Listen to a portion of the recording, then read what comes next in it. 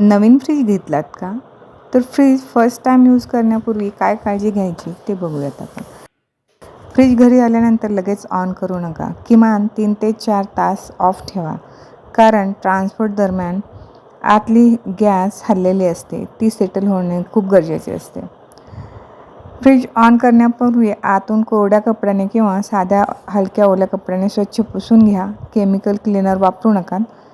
Fridge रिकामाच on करा. तो 10 ते 12 तास ऑन ठेवा. टेम्परेचर सुरुवातीला मीडियमवरतीच ठेवा, जसं की 3 ते 4 आणि लगेचच हाय कूलिंगवरती ठेवू नका.